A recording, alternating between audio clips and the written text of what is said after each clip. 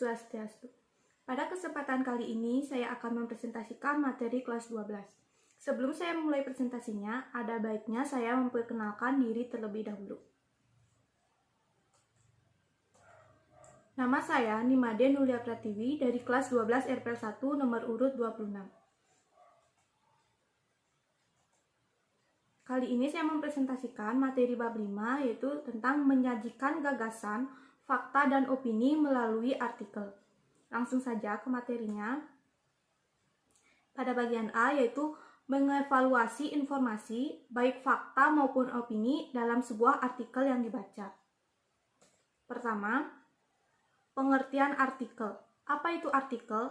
Artikel merupakan jenis tulisan yang berisi pendapat, gagasan, pikiran, atau kritik terhadap persoalan yang berkembang di masyarakat. Biasanya ditulis dengan bahasa ilmiah populer. Selanjutnya ada apa itu artikel opini. Artikel opini adalah tulisan yang berisi pendapat penulis tentang data, fakta, fenomena, atau kejadian tertentu dengan maksud dimuat di surat kabar atau majalah. Selanjutnya yang kedua, pengertian fakta. Fakta adalah kenyataan atau peristiwa yang benar-benar ada atau terjadi. Fakta biasanya dapat menjawab pertanyaan apa, siapa, kapan, di mana, dan berapa. Selanjutnya yang ketiga yaitu pengertian opini. Opini adalah pendapat, pikiran, atau pendirian seseorang terhadap sesuatu. Opini biasanya dapat menjawab pertanyaan bagaimana dan mengapa. Selanjutnya yaitu aspek pembeda antara fakta dan opini. Bagaimana cara kita untuk bisa membedakan apa itu fakta dan opini?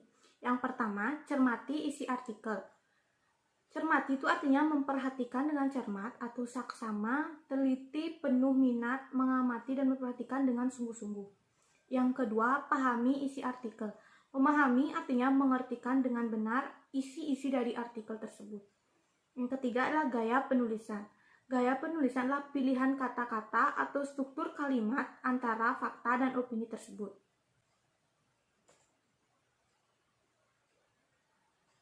Selanjutnya, pada bagian B, menyusun opini dan fakta dalam bentuk paragraf. Yang pertama, ciri-ciri artikel. Apa saja ciri-ciri artikel tersebut?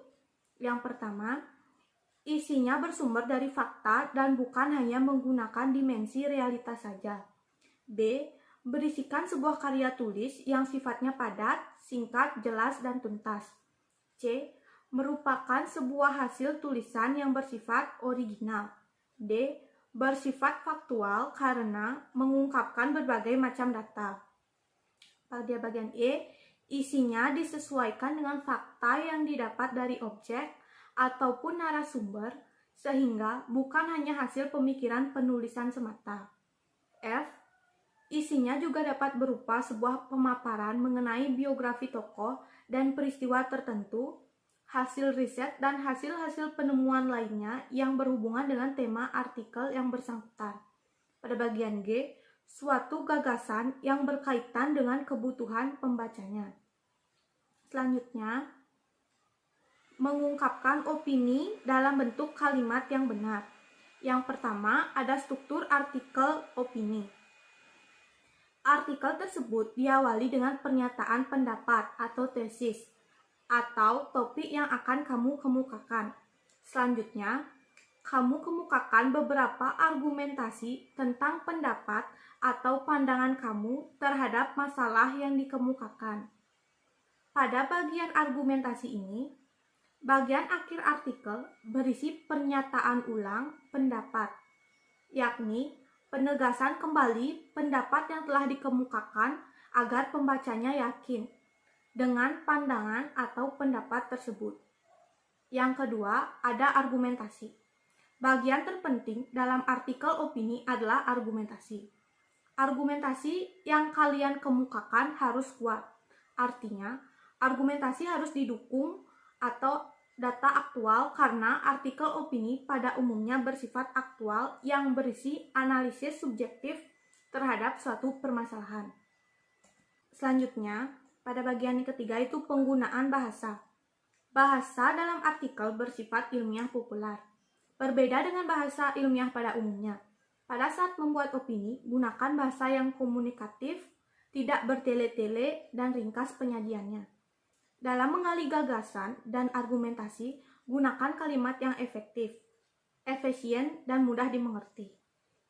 Pada bagian selanjutnya yaitu menyusun opini dalam bentuk paragraf. Ada 4 tata cara untuk menyusun opini dalam bentuk paragraf, yaitu yang pertama, menggunakan kutipan kata-kata seseorang, biasanya ditandai dengan tanda baca petik 2. Yang kedua, menggunakan sudut pandang penulis dalam bentuk penafsiran terhadap fakta. Yang ketiga, menggunakan kata yang tidak pasti, seperti mungkin, rasanya, dan lain-lainnya. Yang keempat, menggunakan kata yang bertujuan menyampaikan sesuatu, seperti sebaiknya, saran, pendapat, dan lain-lainnya. Inti dari paragraf opini adalah dapat ditemukan kata-kata atau kalimat yang menunjukkan bahwa itu adalah sebuah pendapat pribadi. Selanjutnya, menyusun fakta dan opini dalam bentuk artikel. Cara menyusun fakta yaitu menentukan untuk kebenaran umum. Yang kedua, menyertakan bukti. Dan yang ketiga, peristiwa yang benar-benar terjadi. Dalam menyusun opini ada 2, yaitu gagasan penulis dan membentuk kesatuan yang padu. C. Menganalisis kebahasaan artikel. Itu yang pertama, menggunakan konjungsi. Konjungsi adalah kata atau ungkapan yang menghubungkan 2 satuan bahasa yang sederajat, yaitu kata dengan kata, frasa dengan frasa, klausa dengan klausa, serta kalimat dengan kalimat.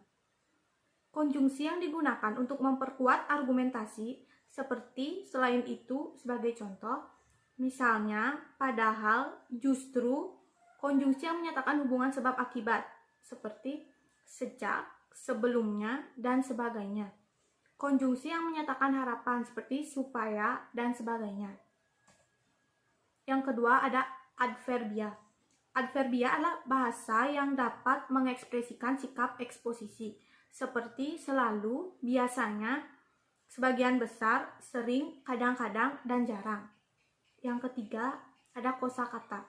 Kosakata adalah perbendaharaan kata-kata. Supaya teks tersebut mampu meyakinkan pembaca, diperlukan kosakata yang luas dan menarik. Selanjutnya, bagian D yaitu mengonstruksikan opini dan fakta dalam bentuk artikel. Yang pertama, nomor 1, konstruksi atau struktur artikel. Itu ada pertama bagian judul. Judul dari artikel tersebut. Kedua, bagian pembuka berisi orientasi atau tahap pengenalan terhadap isi artikel yang akan dibahas. Yang ketiga adalah bagian isi. Isi merupakan uraian penjelasan pokok permasalahan yang dibahas dalam artikel. Dan yang keempat yaitu bagian penutup, yaitu sebuah simpulan yang berisi kalimat kunci yang merangkum pembahasan ke dalam bentuk ringkas dan jelas.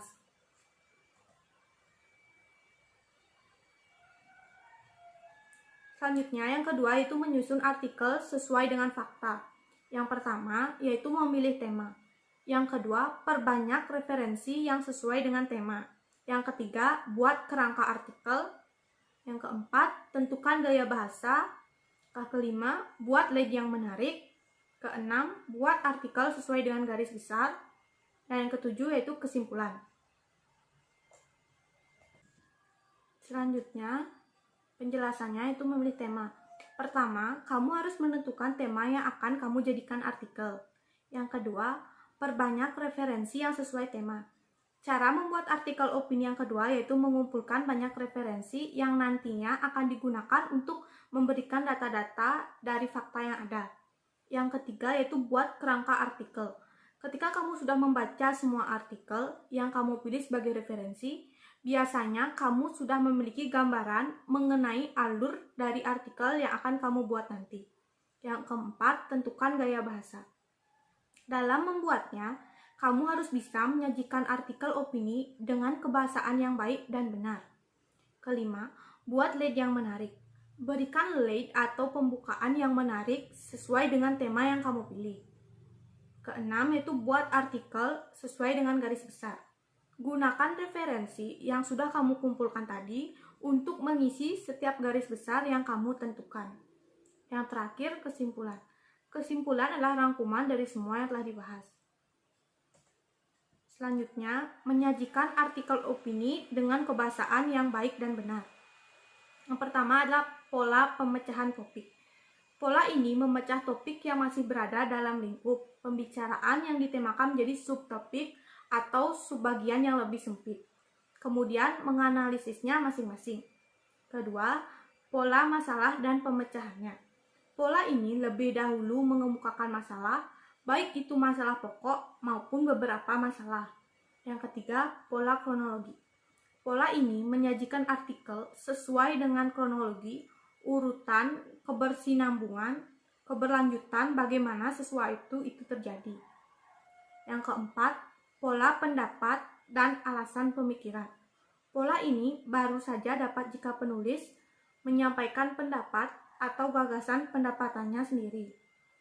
Kemudian, berargumen secara jelas tentang hal tersebut. Kelima, pola perbandingan. Pola ini sama seperti gaya penulisan komparatif, yaitu dengan membandingkan dua aspek atau lebih dari satu topik lalu menunjukkan persamaan atau perbedaan. Sekian presentasi dari saya. Jika ada kesalahan kata, mohon dimaafkan. Saya tutup dengan para mesra.